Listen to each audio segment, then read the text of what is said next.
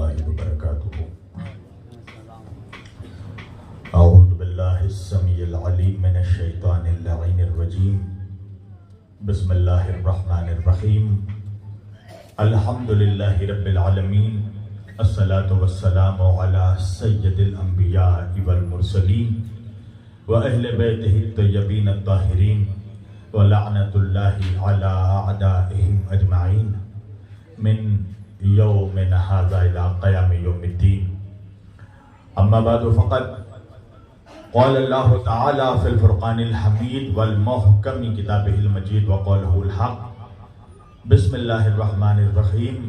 ولا سوف يعطيك ربك فترضى. صدق الله المولانا العلي العظيم وبلغنا رسوله النبي الأمين الكريم ونحن على ذلك لمن الشاهدين والشاکرین والحمد للہ رب العالمین. حاضرین محفل اور اسٹیج پر رونق افروز معزز شخصیتیں، بالخصوص ہمارے دلی سے تشریف لائے ہوئے ایران کلچر ہاؤس کے ہمارے مہمان مقرر اور ہندوستان میں آیت اللہ خامنئی کے جو نمائندے ہیں آقا مہدی پور، ان کے ترجمان حجت الاسلام والمسلمین مولانا سید صادق حسینی صاحب قبلہ، مفتی سمد صاحب، حضور سید مشہود القادری صاحب، حضور سید رشادت علی قادری صاحب، اور ہمارے بالخصوص جناب ایڈوکیٹ ہائی کورٹ جناب جوگی پرتیک مجمدار جی اور کامران حسین صاحب، رضوان صاحب، تمام مہمانوں کو میں تہہ دل سے رحمت للعالمین کانفرنس کی یہ جو رام موہن ہال میں محفل سجائی گئی ہے، اس کی دلی مبارکباد پیش کرتا ہوں. عزیزان گرامی، اس وقت میرے پاس یوں تو اللہ کے فضل و کرم سے اہل بیت علیہ السلام کے صدقے میں لفظوں کا ایک خزانہ اور مضمون کا ایک خزانہ میرے پاس ہے، مگر تمام خزانے یہاں پر نہیں لٹانے ہیں. میں نے قرآن مجید کی ایک چھوٹی سی آیت بافی ہدایہ کی تلاوت کا شرف حاصل کیا. آج کے موضوع کے تحت اپنی گفتگو شروع کر رہا ہوں. پروردگار اللہ اپنے حبیب کو قرآن مجید میں یہ ارشاد فرما رہا ہے، وَلَا سَوْفَ يُعْطِيكَ رَبُّكَ فَتَرْضَىٰ. اے میرے حبیب، اے میرے مصطفیٰ، اے مدینے کے تاجدار، اے احمد مختار، اے کل عالم کے سردار، وَلَا سَوْفَ يُعْطِيكَ، ہم آپ کو ان قریب کچھ ایسا عطا کریں گے، رَبُّكَ فَتَرْضَىٰ، کہ آپ اپنے رب سے راضی ہو جائیں. آپ لوگ سمجھ رہے ہیں میں کیا بول رہا ہوں؟ دیکھیں، ہماری زبانوں میں فرق ہو سکتا ہے، ہمارے دلوں میں فرق نہیں ہے. توجہ کیجئے گا، جب بات محبت سے کی جاتی ہے تو صاحبان محبت اس کو سمجھ لیا کرتے ہیں. اللہ کہہ رہا ہے আমার প্রিয় নবী আমি আপনার কি कुछ এমন عطا করব کہ آپ مجھ سے راضی ہو جائیں. جب میں نے اس آیت کی تلاوت کی، اس کے بعد میں نے مکہ المکرمہ کا سفر کیا، اور میں جب کعبے کے قریب پہنچا تو میں نے دیکھا جو نمازی تھے وہ نماز کی حالت میں تھے، جو روزے دار تھے وہ روزے کی حالت میں تھے، جو ساجد تھے وہ سجدے کی حالت میں تھے، جو عابد تھے وہ عبادت کر رہے تھے، جو متقی تھے وہ اپنے پرہیزگاری کی علامتیں پیش کر رہے تھے، جو زکاتی تھے وہ زکات دے رہے تھے. میں نے ایک ایک نمازی سے پکڑ کر پوچھا تم نماز کس لیے پڑھتے ہو؟ تو ہر نمازی نے مجھ کو جواب دیا، مولانا تاکہ اللہ راضی ہو جائے. میں نے روزے داروں سے پوچھا روزہ کس لیے رکھتے ہو؟ تو ہر روزے دار نے جواب دیا تاکہ اللہ راضی ہو جائے. میں نے حاجیوں سے پوچھا حج کس لیے حج میں آئے ہو؟ تو ہر حاجی نے کہا تاکہ اللہ راضی ہو جائے. میں نے کعبے کا طواف کرنے والوں سے پوچھا طواف کس لیے کر رہے ہو؟ کہا اس لیے کہ اللہ راضی ہو جائے. میں نے زکاتیوں سے پوچھا زکات کس لیے دیتے ہو؟ کہا اس لیے کہ اللہ راضی ہو جائے. میں نے قاریوں سے پوچھا تلاوت کس لیے کر رہے ہو؟ کہا اس لیے کہ اللہ راضی ہو جائے. اب میں امتیوں کے صفوں سے نکل کر عالم معرفت میں انبیاء کے صف تک پہنچا. میں نے حضرت آدم سے پوچھا اے آدم علیہ السلام آپ نے توبہ کیوں کی؟ تو آدم کا جواب یہ تھا کہ اللہ اللہ راضی ہو جائے۔ میں نے نوح علیہ السلام سے پوچھا طوفان میں کشتی کس کو چلا رہے ہیں؟ کہا اس لیے کہ اللہ راضی ہو جائے۔ میں نے سلیمان سے پوچھا کہ یہ عادلانہ بادشاہت کیوں کر رہے ہیں؟ کہا اس لیے کہ اللہ راضی ہو جائے۔ میں نے حضرت داؤد سے پوچھا کہ اپنے لہن میں اللہ کی حق کیوں سنا رہے ہیں؟ کہا اس لیے کہ اللہ راضی ہو جائے۔ میں نے ابراہیم علیہ السلام سے پوچھا آتش نمرود میں سجدے کیوں کر رہے ہیں؟ کہا اس لیے کہ اللہ راضی ہو جائے۔ میں نے موسیٰ علیہ السلام سے پوچھا دریا میں راستے کیوں بنا رہے ہیں؟ کہا اس لیے کہ اللہ راضی ہو جائے۔ میں نے یونس علیہ السلام سے پوچھا مچھلی کے پیٹ میں تسبیح کس لیے پڑھ رہے ہیں؟ کہا اس لیے کہ اللہ راضی ہو جائے۔ میں نے عیسیٰ علیہ السلام سے پوچھا ٹھوکر سے مردوں کو زندہ کیوں کر رہے ہیں؟ کہا اس لیے کہ اللہ راضی ہو جائے۔ تو ایک بات تو سمجھ میں آ گئی کہ ساری کائنات مل کر یہ چاہتی ہے کہ اللہ راضی ہو جائے۔ اب جملہ کہنا میرا کام، کیسے سننا ہے یہ آپ کا کام کہ سارا جہان مل کر یہ چاہتا ہے کہ اللہ راضی ہو جائے، اور اللہ یہ چاہتا ہے کہ مصطفیٰ راضی ہو جائے۔ اللہ کہہ رہا ہے یہ قرآن ہے، یہ کوئی ملا کا بیان نہیں ہے، یہ اللہ کا قرآن ہے۔ اللہ کہہ رہا وَلَا سَوْفَ يُعْطِيكَ رَبُّكَ فَتَرْضَىٰ، ہم آپ کو عنقریب کچھ ایسا عطا کریں گے کہ آپ مجھ سے راضی ہو جائیں۔ اللہ رضا مصطفیٰ کی اہمیت سمجھیے۔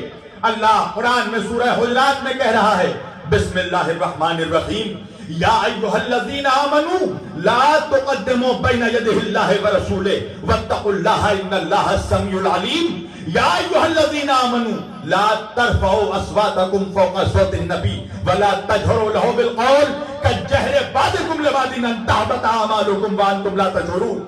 اللہ قرآن میں کہہ رہا ہے دیکھو ایمان والو، اے ایمان والو خبردار، لا تقدموا بین یدی اللہ ورسولہ، خبردار اللہ اور رسول سے ایک قدم بھی آگے بڑھنے کی کوشش مت کرنا۔ اللہ سننے والا بھی ہے، اللہ جاننے والا بھی ہے۔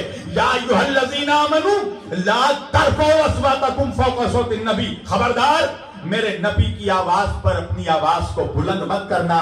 ولا تجہروا لہ بالقول، خبردار میرے نبی کو ویسے مت پکارنا جیسے تم ایک دوسرے کو پکارتے ہو، جیسے تم اپنے دوستوں کو پکارتے ہو، جیسے تم اپنے بھائیوں کو پکارتے ہو، کجہر بعضکم لبعض۔ اللہ کہہ رہا اگر تم جیسا ہوتا تو ہم اجازت دے دیتے۔ خبردار میرے نبی سے ایک قدم بھی آگے مت بڑھنا، میرے نبی کی آواز پر اپنی آواز بلند نہ کرنا، میرے نبی کی گستاخی نہ کرنا، میرے نبی کو ویسے نہ پکارنا جیسے تم ایک دوسرے کو پکارتے ہو۔ اور اگر تم نے ایسا کیا، اگر تم میرے محمد سے آگے بڑھ گئے، اگر تم نے میرے محمد کی گستاخی کی تو کیا کرے گا اللہ پتہ ہے؟ اللہ کہہ رہا انتہبط اعمالکم، تمہاری پڑھی ہوئی نمازیں ہم تمہارے منہ پہ مار دیں گے، تمہارے رکھے ہوئے روزے تمہارے منہ پہ مار دیں گے، تمہاری کی ہوئی حج تمہارے منہ پہ مار دیں گے۔ انتہبط اعمالکم، اللہ کہہ رہا ہم تمہارے اعمال کو ہفت کر لیں گے۔ ہفت کس کو کہتے ہیں؟ دو لفظ ہیں، ایک لفظ ہے ضبط، ایک لفظ ہے ہفت۔ فرق کیا ہے؟ ضبط کس کو کہتے ہیں؟ پولیس نے اسلحوں کا مال پکڑا، اس کو اپنی کسٹڈی میں لے لی، اس کو کہتے ہیں ضبط۔ ہفت کیا ہے؟ پولیس نے افیم کا مال پکڑا اور اس کو جلا دیا، اس کو عربی میں کہتے ہیں حق۔ یعنی اللہ کہہ رہا ہے اگر میرے محمد کی توہین کی تو تمہاری نمازوں کو جلا دوں گا، تمہاری عبادتوں کو جلا دوں گا، تمہارے اعمال کو جلا دوں گا۔ عبادت ہوتی کیا ہے؟ قربتاً الی اللہ، یعنی اللہ قرآن میں پیغام دے رہا ہے کہ سجدہ کرنا ہے اللہ کو، راضی کرنا ہے محمد کو، روزہ رکھنا ہے اللہ کے لیے، راضی کرنا ہے محمد کو، نماز پڑھنا ہے اللہ کے لیے، راضی کرنا ہے محمد کو، حج میں جانا ہے اللہ کے لیے، راضی کرنا ہے محمد کو۔ تو سارے عبادتوں کی دار و مدار ہے رضائے مصطفیٰ پر۔ اگر نبی راضی تو نماز قبول، اگر مصطفیٰ راضی تو عبادت قبول، اگر مصطفیٰ راضی تو سجدے قبول، اگر مصطفیٰ راضی تو عبادت قبول۔ میں نے مدینے کی طرف رخ کر کے پوچھا یا رسول اللہ ساری عبادتیں قبول تب ہوں گی جب آپ راضی ہوں گے، یا رسول اللہ آپ کیسے راضی ہوں گے؟ تو میرے نبی نے فرمایا جس سے فاطمہ راضی اس سے میں راضی، جس سے زہرا راضی اس سے میں راضی۔ اس ایک جملے میں بس میرے پاس، میں نے کہا نا خزانے ہیں میرے پاس الحمدللہ مضمون کے لفظوں کے، مگر میں سارے خزانے یہاں پر نہیں بکھیرنا ہے، دامن وقت میں گنجائش نہیں۔ اللہ کے رسول نے اہمیت سمجھا دی اسے ایک جملے میں، جس سے فاطمہ ناراض اس سے میں ناراض، جس سے فاطمہ راضی اس سے میں راضی۔ آج دیکھو اسلام نے کیسا حقوق، کیسا حق دیا ہے عورتوں کو۔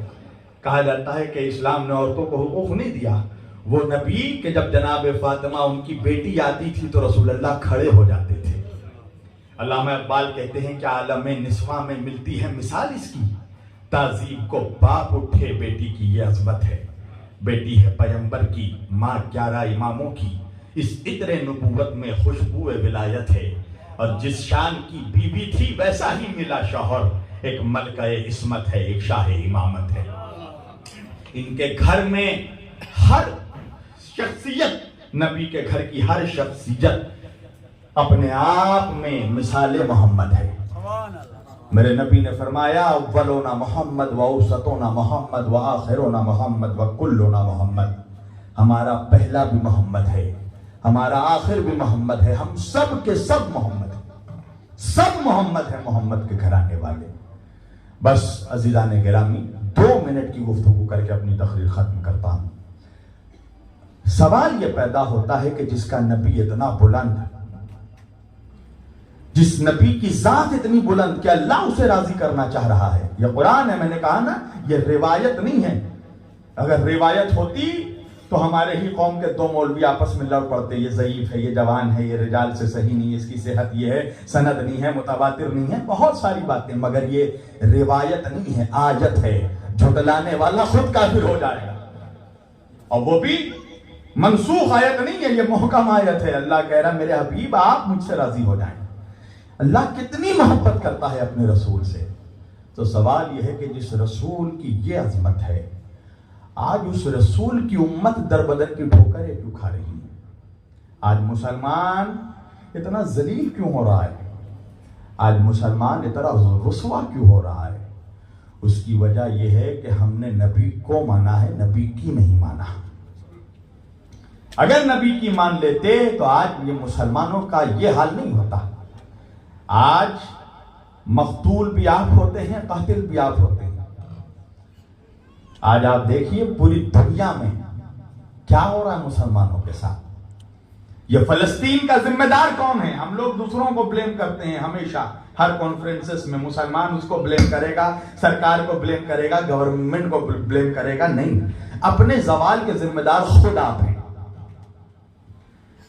کتنی مسلم مملکت ہے آپ بتائیے پوری دنیا میں؟ اگر ہاتھوں میں کاؤنٹ کر لیجئے تو 57 سے 58 تو کنفرم مسلمانوں کی مملکت ہے، کنٹریز ہیں۔ اگر آج یہ تمام ممالک ایک ساتھ کھڑی ہوتی تو کیا ہمت ہوتی کہ فلسطین کے بچوں کو یہ جو خون کے آنسو آج جو رلائے جا رہے ہیں، کیا فلسطین کا یہ حال ہوتا اگر آج تمام مسلمان ایک ساتھ ہوتے؟ نہیں۔ آپ کو معلوم ہے کئی مہینوں میں یوکرین میں جتنے بچے نہیں مارے گئے، 3 سے 4 دن میں فلسطین میں اتنے بچوں کو مار دیا گیا۔ 3 دن میں فلسطین میں 614 بچوں کو شہید کر دیا گیا۔ میں نے جب یہ خبر سنی یقین مانیے دل کھول اٹھتا ہے۔ جو جس کے گھر میں ننھے بچے ہوں وہ کم از کم اپنے بچوں کا چہرہ دیکھیں۔ اگر کوئی باپ یہاں بیٹھا ہے وہ میری بات سے اتفاق رکھے گا کہ جب بچے کو چھوٹی سی تکلیف پہنچ جاتی ہے نا تو دل تڑپ اٹھتا ہے۔ میں سوچتا ہوں کہ وہ فلسطین کے ماں باپ انہوں نے کیسے اپنے بچوں کے بکھرے ہوئے گوشت کے ٹکڑے دیکھے ہوں گے۔ 614 بچے ہسپتال میں بم مار کر 1500 لوگوں کو، اور میڈیا آفیشل میڈیا دکھا رہا ہے 500 لوگ، تقریباً 500 سے 1500 لوگوں کو ہسپتال میں، جس ہسپتال میں لوگ اپنا علاج کرانے جاتے ہیں، بیمار شفا پانے جاتے ہیں، زخمی اپنا علاج کرانے جاتے ہیں، اس مسجد اس ہاسپٹل میں بم مار کر 1500 لوگوں کو شہید کر دیا گیا۔ مگر کیا حال ہے ہمارا؟ ہندوستان میں تو کہیں احتجاج دیکھنے ہی کوئی نہیں مل رہا ہے۔ البتہ میں نے انگلینڈ میں دیکھا کہ جہاں پر انگلینڈ میں گورنمنٹ کے طرف سے یہ آفیشل اسٹیٹمنٹ دیا گیا کہ جو کوئی بھی فلسطین کی حمایت میں احتجاج کرے گا اس کو اریسٹ کر لیا جائے گا، 5 سال کی سزا دی جائے گی۔ مگر دیکھیے جس ملک میں یہ اعلان کیا گیا، اس اعلان کے بعد جب میڈیا نے دکھایا کہ سارا لندن، پورے لندن کی عوام، برٹن کی برٹش عوام سڑکوں پر اتر آئی فلسطین کی حمایت میں۔ مگر ہندوستان میں جہاں مسلمان 30 سے 35 کروڑ ہے، کتنا احتجاج ہوا؟ کہاں پروٹیسٹ نظر آ رہا ہے؟ کہاں احتجاج نظر آ رہا ہے؟ تو مسئلہ تو یہی ہے کہ آپ یہ سوچ رہے ہیں کہ آج جو ان کے ساتھ ہو رہا ہے وہ ہمارے ساتھ کبھی نہیں ہوگا۔ تاریخ گواہ ہے کہ جس نے بھی ظلم کا تماشا ہوتے دیکھا ہے وہ خود کبھی نہ کبھی ظلم کا شکار ہوا ہے۔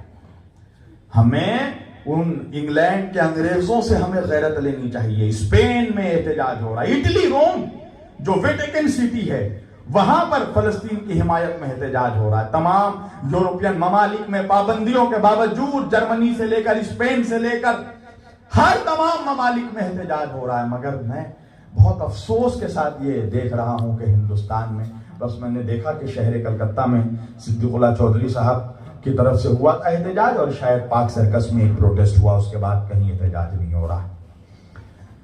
بہت افسوس کا مقام ہے کہ مسلمان کس بے غیرتی کی نیند میں سویا ہوا ہے۔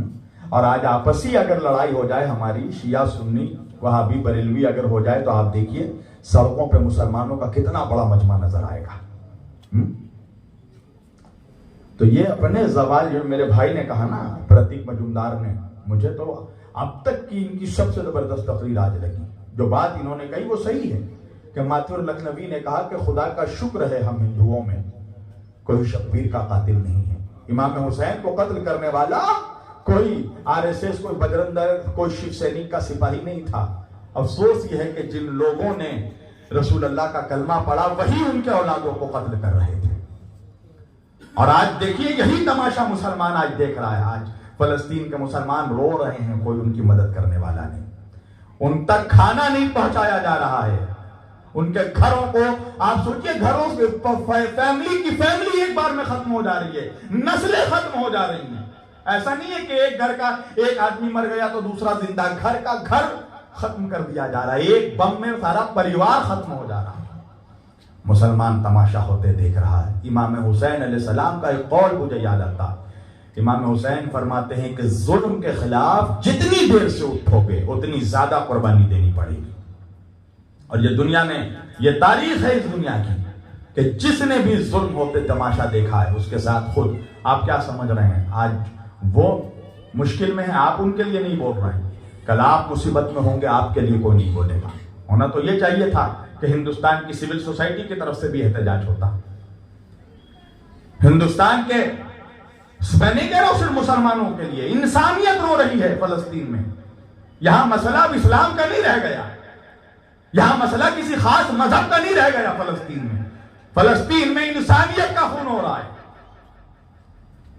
افسوس کا یہ معاملہ ہے کہ یہ کچھ آج چاٹوکار میڈیا حماس کو لے کر ایشو بنا رہے ہیں۔ ہم نہیں کہتے حماس کا سپورٹ ہم نہیں کرتے، مگر یہ بتاؤ کہ وہ جو 614 بچے مرے، کیا وہ بھی حماس کے ملیٹنٹ میں شامل تھے؟ انہوں نے اٹیک کیا تھا۔ یہ جو ہسپتال میں مریض شفا پا رہے تھے، بچوں کو مار دیا گیا، ان کا کیا قصور تھا؟ اب کہاں ہے ہماری انٹرنیشنل میڈیا؟ اب کہاں ہے ہمارا پرنٹ میڈیا، ہمارا ریئل اسٹریم میڈیا کہاں سو رہا ہے؟ کیوں سچائی نہیں دکھا رہی ہے؟ پتا ہے وہ سچائی اس لیے نہیں دکھا رہے ہیں کیونکہ آپ خود سچ دیکھنا نہیں چاہتے۔ علامہ اقبال کہتے ہیں خدا نے آج تک اس قوم کی حالت نہیں بدلی، نہ ہو جس کو خیال خود اپنی حالت کے بدلنے کا۔ ہم خود نہیں چاہتے بدلنے کے لیے۔ اگر آج ہم اتر چکے ہوتے سڑک پر، اگر آج ہم ایک ہو گئے ہوتے سڑک پر، تو آج میڈیا کی یا کسی بھی جھوٹے میڈیا کی ہمت نہیں ہوتی کہ فلسطین کے مسلمانوں کے خون کا اس طرح مذاق اڑایا جاتا۔ ہندوستان کی حکومت، ہندوستان کی گورنمنٹ ہمیشہ، اٹل بہاری واجپئی جی کا اسٹیٹمنٹ دیکھیے، اٹل بہاری واجپئی سے لے کر آج تک ہندوستان کی جتنی حکومتیں آئی ہیں وہ فلسطین کے مظلوم مسلمانوں کے ساتھ کھڑی ہوئی ہیں۔ مگر آج یہ ہماری خاموشی کا نتیجہ ہے کہ آج ہمارے ملک میں حماس کے بہانے آج فلسطین کے مسلمانوں کی مظلومیت کو ٹوٹلی طریقے سے نظر انداز کیا جا رہا ہے۔ ایسے بولنے کو تو میرے پاس بہت کچھ ہے، میں زیادہ وقت نہیں لوں گا، اس لیے کہ دل بہت چھلنی ہے۔ اگر بولنا شروع کروں گا تو اللہ جانے کیا کیا بول جاؤں گا۔ بس آپ لوگوں سے ایک گزارش ہے کہ ظلم کے خلاف اٹھیے۔ مذہب نہ دیکھیے، دھرم نہ دیکھیے، جس انسان پر بھی ظلم ہو اس کے خلاف اٹھیے۔ اگر دل میں انسانیت کا درد ہے، ظلم کے خلاف اٹھیے اور دنیا کو بتائیے کہ ہم ظالم کے ساتھ نہیں، ہم مظلوم کے ساتھ کھڑے ہیں۔ بس یہ ایک شعر پڑھ کر اپنی تقریر ختم کر دوں گا۔ جوش ملی آبادی کہتے ہیں، اے قوم وہی پھر ہے تباہی کا زمانہ، اسلام ہے پھر تیر حوادث کا نشانہ، چپ کیوں ہے اسی شان سے پھر چھیڑ ترانہ، تاریخ میں رہ جائے گا مردوں کا فسانہ، ارے مٹتے ہوئے اسلام کا پھر نام جلی ہو، لازم ہے کہ ہر شخص حسین ابن علی ہو۔ وآخر دعوانا ان الحمدللہ رب العالمین وما علینا الا البلاغ المبین، والسلام علیکم ورحمۃ اللہ۔